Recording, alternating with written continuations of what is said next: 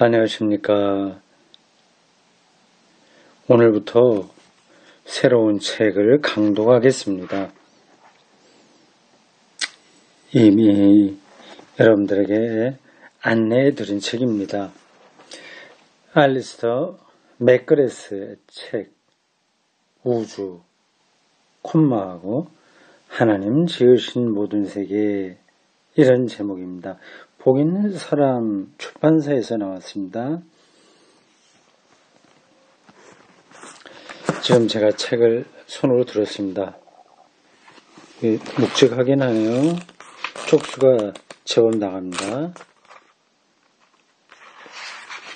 이 책이 각주도 있고, 그리고 또 인덱스 이런 것도 있습니다. 학문적인 책이라고 할 수 없을 것 같은데, 이 모양을 갖춰서 학문적인 책이 아니라고 하는 말은 학문적인 깊이가 좀 부족하다 그 뜻이 아니라 본격적인 논문 이런 형식은 아니라서 각주 이런 거는 많이 필요해 보이지 않는다고 하는 뜻입니다. 그런데 각주를 많이 달았어요. 뿐만 아니라 인덱스까지 달았습니다. 필요한 것들을 여기서 찾아볼 수 있는 거죠. 예를 들자면 단테라고 하는 사람은 296쪽에 나왔고, 뭐 이런 뭐라고 그러죠? 인덱스를 뭐라고 그러죠? 또 생각이 안 나네. 여기 보니까 빅뱅 이런 것도 나오고 63쪽 117에서 119쪽 이런 게 나와 있습니다. 책이 좀 두꺼워요. 이게 옹기니의 글도 있네요. 맨 끝 부분에 376쪽까지 있습니다. 근데 한쪽이 별로 이렇게 꽉 찬 건 아닙니다. 글자가 좀 가독성을 높이려고 하는 건지 한쪽에 내용이 많이 있지 않습니다. 요즘 책들이 옛날하고 좀 달라요. 옛날에는 아주 촘촘하게 글씨가 박혀 있었습니다. 이 활자도 좀 폰트가 작고요. 근데 지금은 폰트도 크고 간격도 넓고 그러게 되어 있습니다. 젊은 사람들 읽기에 편하게 하는 것 같습니다. 그러다 보니 쪽수가 늘어나죠. 옛날식으로 이 책을 내면 한 250쪽 안으로 다 담아낼 수 있는 내용입니다. 자, 어쨌든 우리는 이 책을 공부하게 됐습니다. 여기 표지 날개를 잠깐 읽겠습니다. 표지, 앞표지 날개예요. 저자는 과학과 신앙 간에 계속되어 온 전쟁의 역사에 관해 균형 잡힌 시선을 견지한다. 어느 한쪽으로 치우치는 대신 과학과 신앙이 어떻게 서로 엮이고 연결되어 아름답고 복잡한 우리 세계를 묘사하는지, 그 안에서 의미 있게 살기를 추구하는 사람들에게 어떤 풍부한 색상의 팔레트를 제공하는지 탐구하고 있다. 팔레트요. 화가가 그림 그릴 때 물감을 짜놓는 도구죠. 팔레트. 이를 제공하는지 탐구하고 있다. 우리는 과학과 신앙, 신에 대한 이야기를 멈출 수 없다. 신무신론자들 그냥 무신론자면 되는데 왜 신무신론자라고 했을까요? 앞에 신은 새로운 신자입니다. 새롭게 나타난 무신론자들을 옛날 고전적 무신론자가 아니라 새로운 무신론자들, 과학자들이겠죠. 신무신론자들은 과학과 종교가 전쟁 중이며 우리가 둘 중 하나를 선택해야 한다고 주장한다. 그러나 그것은 옳지 않다. 우리는 과학과 신앙을 이전과 다르게 바라보는 새로운 방식을 고려할 때가 되었다. 저도 이런 입장입니다. 뭐 이렇게 싸울 게 없어요.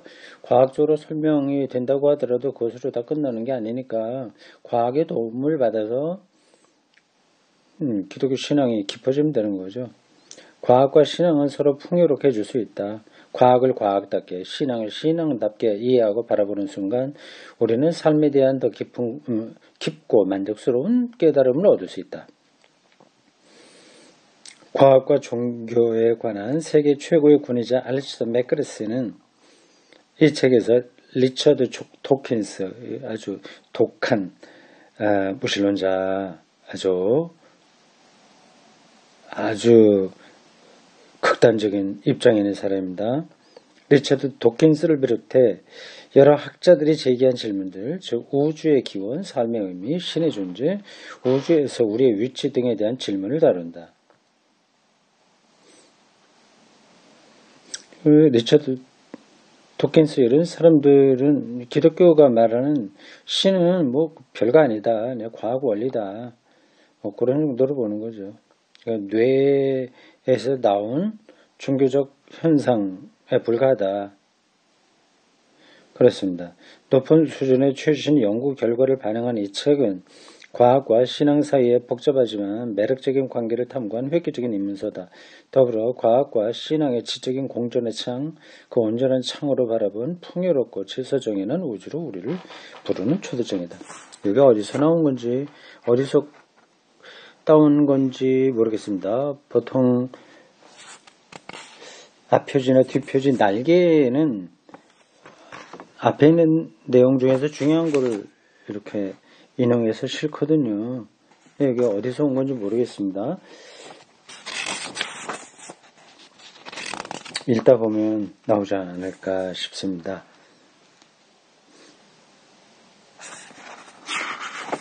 자, 이거 좀 제목을 한번 보겠습니다.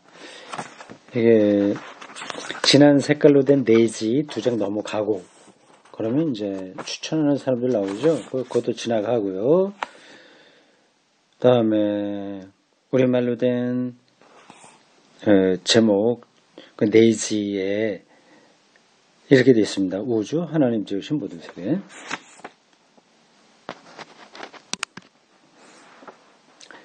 그 한 장 넘기면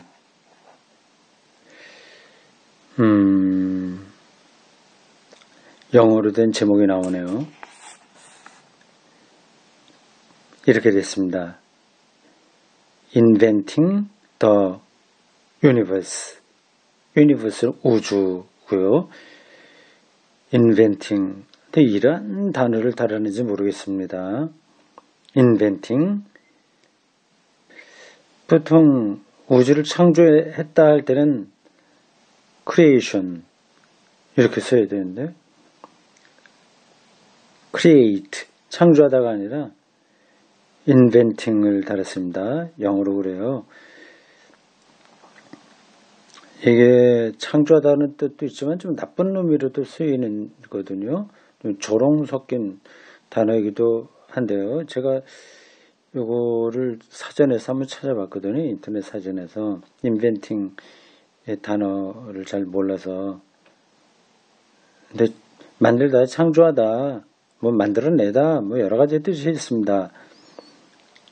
근데 그 inventing의 유사어로서 creating이 있다고 하네요. 알리스터 맥그레스가 creating이라고 쓰지 않고 inventing이라고 쓴 이유를 이 책에서 설명할는지 안 할는지 모르겠습니다. 그리고 제가 이 영어에 대한 독해가 부족해서 이미 inventing이라고 하면 그 create 그거보다 더 심층적인 의미가 있다고 하는 걸 모를 수도 있습니다. 근데 어쨌든 일반적으로 쓰는 단어 아니죠. 부제가 달려 있습니다. Why? 왜? We can't stop talking. 말하는 것을 멈출 수 없는가? about 무엇에 대해서 science, faith and God. 과학과 신앙과 하나님에 대한 이야기를 왜 우리는 멈출 수 없는지. 그 부제입니다. 그거를 이 번역자는 제목으로는 우주, 하나님 지으신 모든 세계 이렇게 풀어서 썼어요. 좀 느슨합니다. 별로 마음에는 안 드는데 그렇게 하고 부제는 이렇게 되어 있습니다. 과학과 신앙은 공존할 수 있는가? 네, 넘어가겠습니다. 차례 한번 보시죠.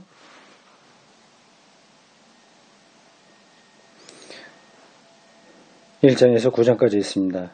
1장은 경의에서 이해로 여행의 시작. 2번 이야기, 그림, 지도, 세상 이야기 쭉 되어 있습니다. 4번 우주 발명하기. 요 제목이 요 4장의 제목이 이 전체 타이틀이라 앞에서 인벤팅이라고 하는 단어가 마음에 좀 확 안 와닿았다고 했는데 그 단어를 사용한 게 아닌가 싶습니다. 번역자가 거기 영어를 그 장에 달아놓지는 않았겠죠. 우주 발명하기. 약간 뜻이 우주 창조하고 우주 발명은 좀 다르잖아요. 그러니까 인벤팅은 발명하기입니다. 아마 여기 알리스톤 맥거리스가 그 영어 단어를 쓴 이유가 분명히 있을 것 같습니다. 책 읽어가다 보면 나오지 않겠어요? 5번 다윈과 진화론. 한국교회 뜨거운 감자인 진화론 문제입니다. 당연히 이 사람은 진화론 인정하지 않겠습니까? 뭐 인정하고 말고도 없죠. 그거는 객관적인 사실인데 어떻게 그거를 인정 안 하겠습니까? 모든 물질은 원소로 구성되어 있다. 그걸 인정하고 안 인정하고의 문제는 아니지 않습니까? 그건 사실이니까요. 이제 왜 그럴 수밖에 없는지에 대한 철학적인, 신앙적인 논의는 가능합니다.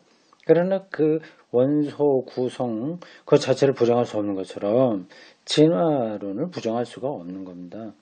한국교회는 참 쓸데없는데 에너지를 쏟아요. 뭐 쓸데없는데 쏟는 게 그거 한두 가지입니까? 참 그러네요. 신앙의 중심을 포착하지 못하니까 결국 중요하지 않은 것에 관심이 갈 수밖에 없죠. 어쩔 수 없습니다.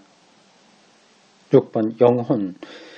이건 이제 과학이 바라보는 그 관점들을 설명하면서 기독교적인 입장이 여기서 앨리스턴 맥거리스에 의해서 고유하게 해명되지 않을까 싶습니다. 7번 의 및 추구와 과학의 한계. 우리 과학으로서는 의 및 추구는 없는 거고 신앙 해석이 가능하다. 그 얘기 아니겠습니까? 8번 경험적 윤리, 과학과 도덕. 9번 과학과 신앙. 이게 결론이겠죠. 자, 그 다음 한 쪽 넘어가 보십시오. 여기에는 흑백은 아니고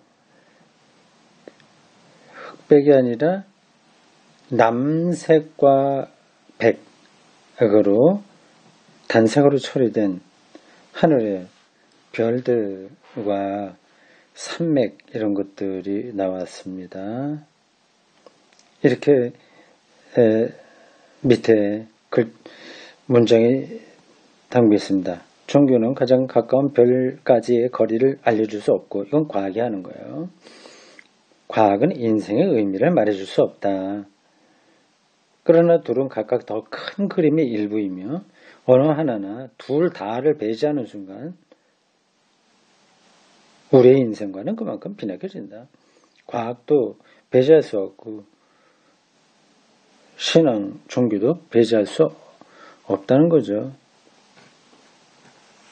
이게 알리스톤 맥거리스의 기본 입장입니다. 다음 1장 경의에서 이해로 그 장입니다. 경의. 놀라워하는 거죠. 이 세계 우주는 경이롭죠. 경이로운 데서 끝나지 말고 이해를 해야 되죠. 이해하는 걸 누가 맞습니까? 과학이 하는 거죠. 경의에서 이해로 여행을 시작해보자. 자, 13쪽 이제 본격적으로 알래스터 맥그레스의 글이 나옵니다.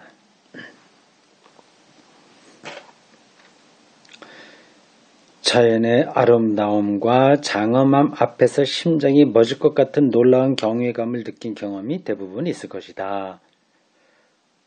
있어야 되겠죠. 요즘 젊은 사람들에게는 없는 경우가 많을 겁니다.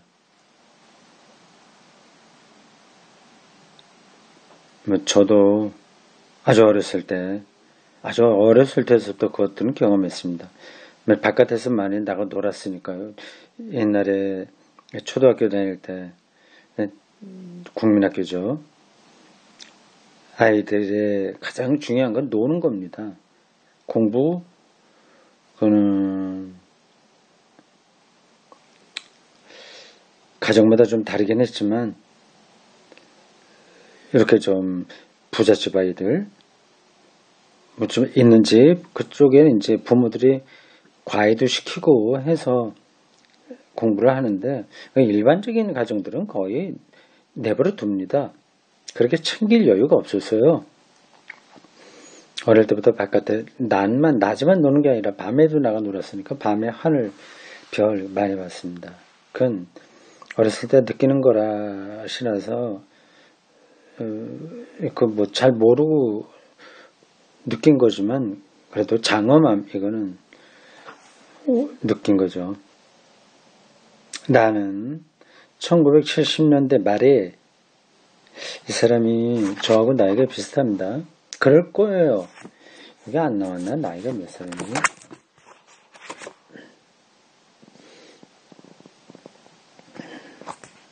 그건 안 나온 것 같아요.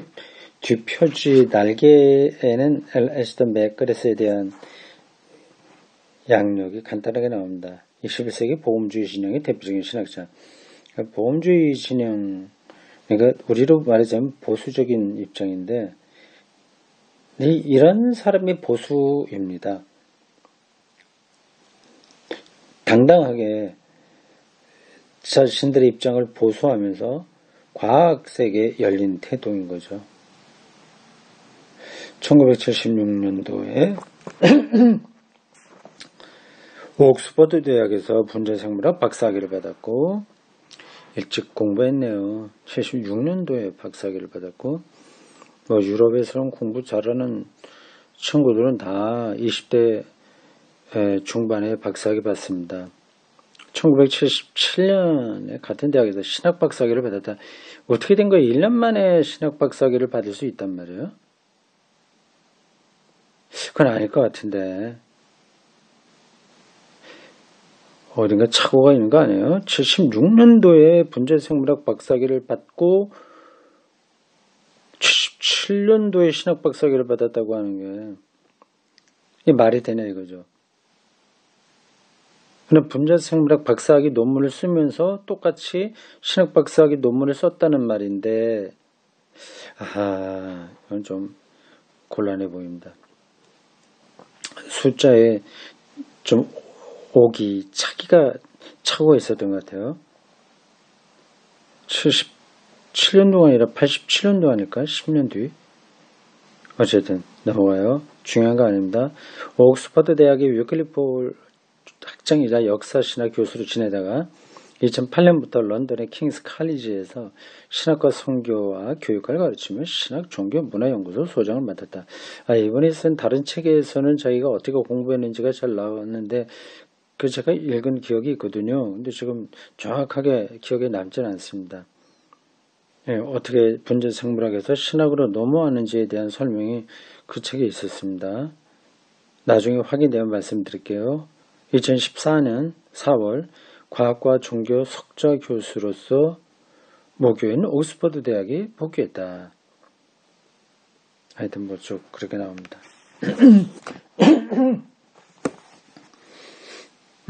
나는 다시 돌아옵니다. 13쪽.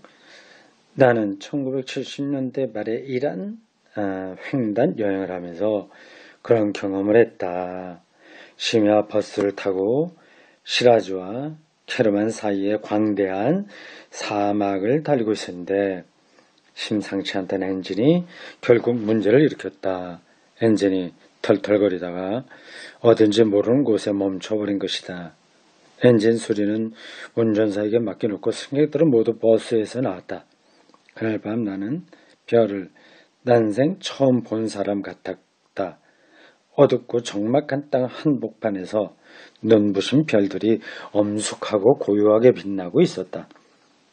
그날 밤 경험한 압도적인 경외감은 도저히 말로 표현할 수가 없다. 감격과 놀라움과 경이감이 어우러진 그 무엇이었다. 오랜 세월이 지난 지금도 사막에서의 그날을 떠올리면 즐거운 흥분과 전율이 등줄기를 타고 흐른다. 그렇죠. 사막이나 초원에서 총총이 빛나는 어두운 밤에 달이 없을 때여야 되는데 밤하늘 본다면 참 말로 설명할 수 없는 경외감을 경험하겠죠. 저도 그게 희망사항인데 그런 경험을 하기가 물론 어렸을 때 밤하늘 경외감을 갖고 보긴 경험하긴 했습니다만은 좀 더 그게 잘 나타나는 그 사막이나 초원 기대가 됩니다. 2000년 1년 동안 베를린에 가 있을 때 가족하고 같이 저 남쪽 어딘가 거기에 캠핑장에서 텐트 치고 지내는 기회가 있었거든요. 그 시골 농막은 아니고 시골 그 농사 짓는 집에서 부업으로 그런 걸 빌려줍니다. 자기네 그 잔디밭이라고 할 수 있고 하여튼 자기들이 살고 있는 집에 딸려 있는 마당이죠. 넓어요. 그래서 차를 가져가서 거기에 파킹 시켜놓고 텐트 치는 거죠. 거기도 좀 이렇게 높은 산들은 좀 멀리 있었어요. 가까운데 호수가 있고 그날 밤 별을 많이 봤습니다. 우리 딸들이 그걸 보더니 아마 처음 본 것 같습니다.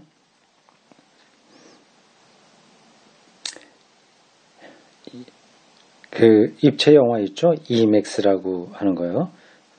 독일어로 이맥스라고 하는데 영어로 아이맥스인가? 입체적으로 보는 영화 말입니다. 마치 그거와 같다 그런 얘기를 하더군요.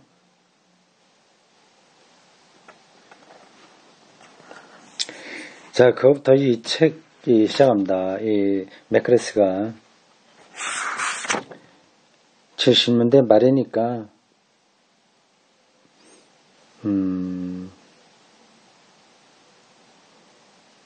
20대 후반 그 정도 되겠네요. 박사학위 받고 곧 시겠네요. 그런 경험을 한 것에 대한 짧은 코멘트로 이 책이 시작합니다. 그 다음 14쪽입니다. 어떤 이들에게는 경이감 그 자체가 목적이다. 알베르트 아인슈타인이 말한 황홀한 놀라움 그 자체가 목적이다. 상당수의 낭만주의 시인들이 이런 견해를 가지고 있었다. 뭐 이런 입장들을 앨리스터 맥그레스가 참고하는 겁니다. 옳다고 얘기를 뭐 그렇게 말을 하는 사람들이 있다 얘기하는 겁니다. 동의하는 건 아니죠, 이 사람이요. 아니, 경이감을 경험한다고 하는 것까지는 같이 가는데, 그 자체가 목적이다. 이런 건 이 사람이 동의하지 않을 거요.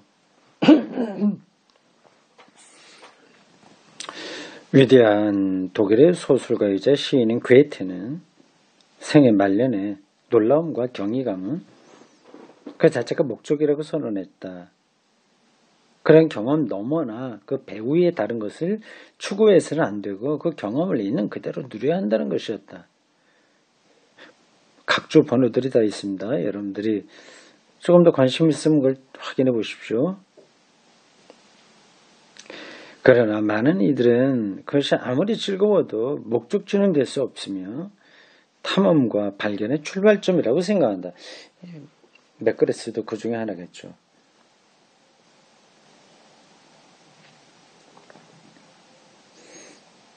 여러분들 어떻게 생각합니까? 이 경이감 자체가 목적이다. 아니면 그걸 출발점으로 해서 더 우리가 앞으로 나가야 된다. 그 넘어 그 근원을 봐야 된다.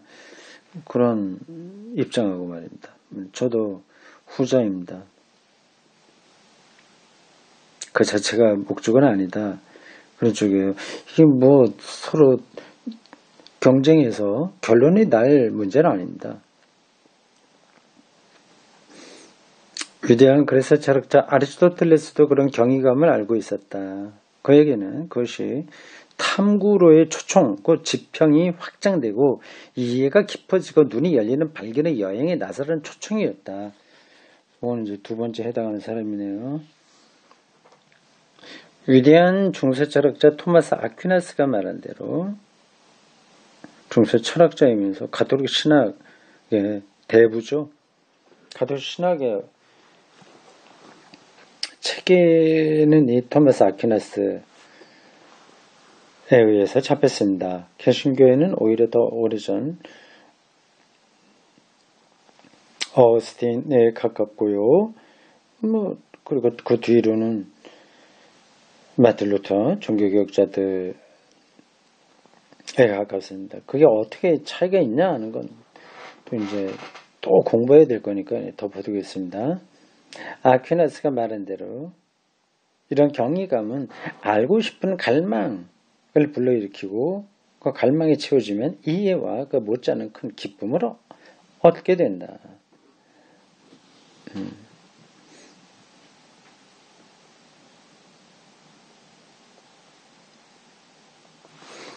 바로 몇 줄 위에 그 문장 재미있어서 다시 한번 보겠습니다.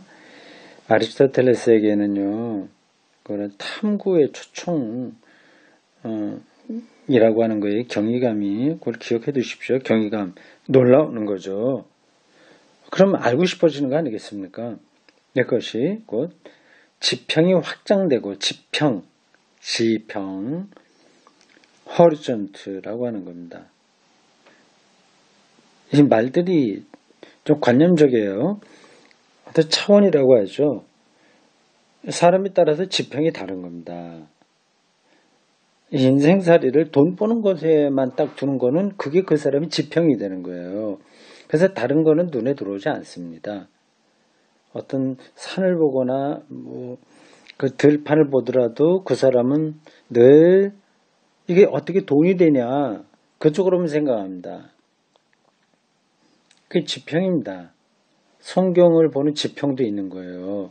어떤 사람은 문자주의에 떨어져 있으면 다른 게 안 들어옵니다. 지평. 근데 그게 확장되는 거죠. 경이감이. 그리고 이해, 아는 거죠. 인식하는 거죠. 그게 깊어지게 되죠. 그 꽃이 경이롭게 경험되면 그걸 자꾸 알게 되는 겁니다. 알고 싶어지는 거죠. 그래서 인터넷에서 찾아보고 그렇습니다. 이제 그런 것들이 경이롭게 오지 않으면 지평도 확장 안 되고 이해도 깊어지지 않습니다. 요즘 젊은 사람들이 매화꽃 거기에 경이감을 느끼나요? 그냥 친구들 같이 놀러 와서 예쁘다 말은 하지만 친구들하고 노는 게 더 좋은 거죠. 그 매화에는 관심이 안 갑니다. 벚꽃이나 매화나 아니면 뭐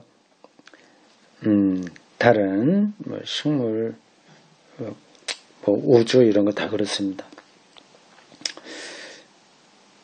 지평이 확장되고 이해가 깊어지고 눈이 열린다. 그 표현이 재밌습니다. 기억해 두세요. 우리 하나님에 대한 관계도 그렇습니다. 하나님에 대한 것도 지평이 있어요. 어떤 사람은 하나님을 무당처럼 무당이 생각하는 것과 같은 방식, 아니면 옥황상제나 아주 그런 식으로 지평이 있습니다. 근데 확장돼야 되는데 좀 안 되죠. 쉽지가 않습니다. 이런 부분들이요. 근데 그게 경외감을 출발점으로 한다. 그렇게 하네요. 하나님에 대한 경외감이 우리가 하나님을 더 깊이 알고 그분에 대한 지평이 확장되고 눈이 열리는 그런 출발점, 단초가 될 수 있는 거죠. 벌써 30분 됐네요. 예, 30분씩만 하겠습니다. 오늘 첫 번 강의 여기까지입니다.